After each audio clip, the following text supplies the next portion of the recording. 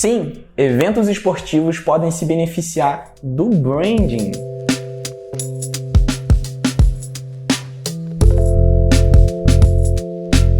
Seja bem-vindo a mais um vídeo do canal. A gente está aqui nos escritórios da Salcio. Eu sou Dilo Soares, designer de marcas. Meu nome é Daltro Coutinho, eu sou estrategista de marcas. E como eu falei na introdução, vamos falar sobre branding no esporte. Sim, existe branding nos esportes. Muito. Tanto visualmente, que branding e identidade visual não é a mesma coisa, mas não vamos entrar nesse assunto, mas também a parte de estratégia, porque querendo ou não, eventos esportivos, times, eles têm uma reputação, e a gente sempre fala às vezes que branding é reputação também. Exatamente. Qual é a reputação do Flamengo?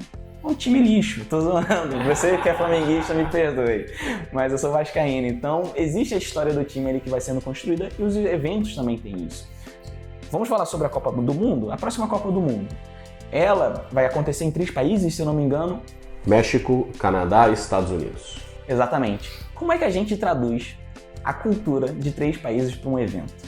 Porque todos os outros eventos, a Copa, que é as Olimpíadas que teve aqui no Brasil, a gente traduziu a cultura do Brasil, tanto na Copa quanto nas Olimpíadas. A gente tem a nossa cultura ali, verde e amarelo, visualmente, a gente trouxe o Pão de Açúcar pro logo como referência pro logo das Olimpíadas, mas em um evento de Copa do Mundo que vai acontecer em 3 países, como é que a gente faz isso? E souberam fazer. A gente tem uma tela em branco, a identidade visual da próxima Copa, ela é uma tela em branco que vai se modificando, é uma marca cambiante, é uma identidade visual cambiante que a gente vai se aproveitando disso. E eu acho que na parte da estratégia, esses eventos também se beneficiam do posicionamento deles. Cara, eu acho que tem bastante coisa pra falar de estratégia quando a gente fala, principalmente de Copa do Mundo e de Olimpíadas, que dá pra dizer que Copa do Mundo de futebol masculino e Olimpíadas, que são os 2 maiores eventos esportivos que existem hoje em alcance mundial. Muito pode se falar do Super Bowl e tudo mais, mas são eventos muito mais regionais do que mundiais. O evento mundial, Copa do Mundo e Olimpíadas, são os 2 maiores eventos que a gente tem. Porque até quem não gosta de futebol vê Copa do Mundo. Eu tenho pessoas que falam, eu não tenho time, mas quando o Brasil joga na Copa do Mundo eu vejo. É, exatamente. E comenta, e acompanha resultado e tudo mais. E eu acho muito interessante que todo evento esportivo tem isso, mas esses 2 também tem, que é assim, a cada 4 anos eles precisam contar uma história nova, mas sem esquecer das histórias anteriores, porque toda Copa, vamos usar o exemplo da Copa, até porque eu gosto mais de futebol do que de esportes olímpicos, toda Copa tem todo um contexto do que aconteceu nos últimos anos, então você lembra do Brasil, que é pentacampeão, mesmo que há muitos anos não ganhe, a Itália, que é tetracampeã, se eu não me engano, tetra ou tri, a Alemanha, que é tetra, esse eu tenho certeza.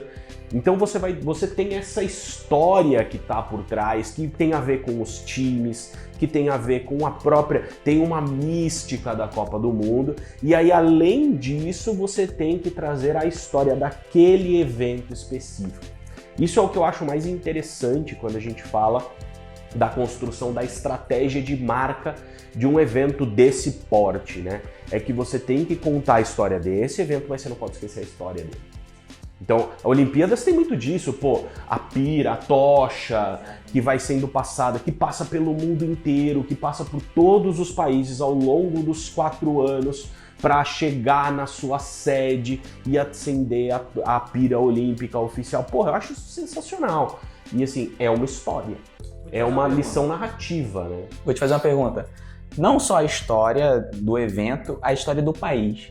Sim. Da região ali que vai acontecer. Quais os benefícios que esse país tem? É claro, a gente sabe do turismo, tudo aquilo é questão econômica, mas tem ali um trabalho de place branding, talvez? Cara, eu não diria que tem um trabalho de place branding, porque assim, aquele lugar já tem um place branding, geralmente. Ele já fez um place branding para chegar ali. Nenhum país que não tem um trabalho de posicionamento, que não tem uma reputação, chega a ser sede de Olimpíadas ou Copa do Mundo. Isso é um fato. Se ninguém nunca ouviu falar, a Nicarágua raramente, muito dificilmente vai ser sede de algum desses eventos. Por quê? Porque é irrelevante. Todo respeito se você estiver na Nicarágua, o que eu acho pouquíssimo provável, mas é um país irrelevante. Salcio cancelada na Nicarágua. Nossa, tô preocupadão.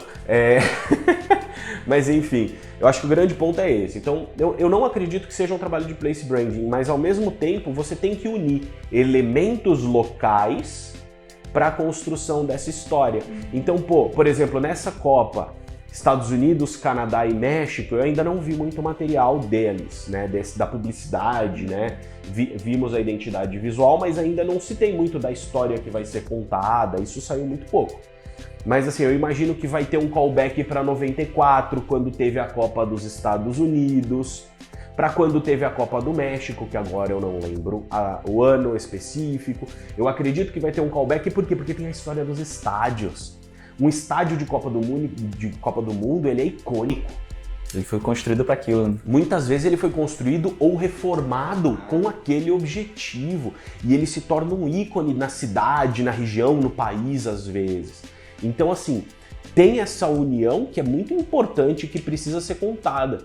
Então, eu acho que não tem tanta relação com place branding, mas ao mesmo tempo tem, porque você tem que unir todos esses temperos para transformar numa coisa legal. E a gente já viu que ficou legal na identidade visual, né? Exatamente. Então a gente vê que não é só um trabalho de trazer um evento para cá e traduzir como qualquer outro evento.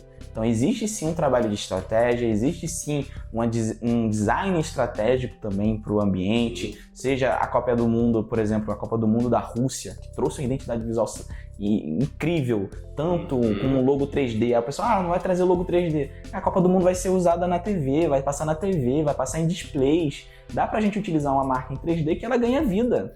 E outra, há de se considerar, aquele logo ele foi usado por um ano. Ele foi usado por um ano, entendeu? E tudo bem. Depois ele vai ser impresso em cadernos comemorativos, que vai ser pago para ser uma boa impressão. Você não precisa, eles não vão querer economizar naquilo, entendeu? Não tem essa necessidade. Cara, então faz sentido utilizar. A Copa do Mundo do Brasil foi a mais fraca no quesito de logo e identidade visual. É horrível aquele logo, com todo respeito, entendeu? Já nas Olimpíadas a gente mandou muito bem no nosso sistema, tanto que hoje em dia o sistema de pictograma que foi feito para as Olimpíadas se tornou referência de estudo, se tornou referência nos livros de design. Então a gente ganha, como você falou, o local onde vai acontecer ganha em muito e a gente ganha de reconhecimento, a gente conta a história ali, a gente respeita a história que vai acontecer daquele evento. Então, cara, existe sim esse trabalho de estratégia. E não é só um evento qualquer que a gente vai fazer. E falando de place branding, aí você puxou o gancho e agora você falou um negócio que me trouxe uma lembrança, existe o que fica pós-evento. Isso também é muito importante. Sendo feito um bom trabalho para o evento, fazendo um bom trabalho para o evento, como foi feito nas Olimpíadas, isso se torna um legado para o país. Porque tem alguns países que não são tão... Não é que eles não são conhecidos, não é que eles não têm uma reputação, mas que, por exemplo, eles não têm uma reputação turística. E aí a Copa do Mundo vai lá e dá visibilidade para esse país, e se esse país soubesse aproveitar disso, fazer um place branding em cima disso, ele pode se tornar um país turístico, mais turístico, e lucrar muito em cima disso. Isso também é um grande negócio, e dá para criar-se histórias, e lugares, e regiões, e contextos, tudo isso em cima também do que aconteceu na Copa do Mundo. Por exemplo, esse foi o estádio que fizeram um gol na final da Copa do Mundo, e você faz um tour pelo estádio, pelo vestiário, tem um legado que fica não só de construções, mas de narrativa e de oportunidades. Exatamente. Acho que é isso, né? Se a gente fosse aprofundar esse vídeo vai ficar enorme. Então a gente só quer dar uma passada aqui que existe sim a estratégia, existe brand nesses eventos, o país se beneficia, a população se beneficia, enfim, é isso, né? É isso. Bom, eu te aguardo nos próximos vídeos, faz aquele ritual que a gente sempre pede. Deixa seu like, se inscreve, deixa seu comentário, ativa as notificações, toda semana a gente está lançando vídeo, então vai sair um vídeo e você vai receber a notificação que saiu um vídeo aí para você assistir, para você ouvir durante fazer o seu trabalho. E deixa o seu comentário, manda seu vídeo aí para alguém que gosta de esporte, que tem esse interesse em brand nos esportes, vai ser muito legal, ela vai gostar. E segue a gente nas outras mídias sociais, Instagram, LinkedIn, por hora. Não esquece, hein? Te vejo nos próximos vídeos.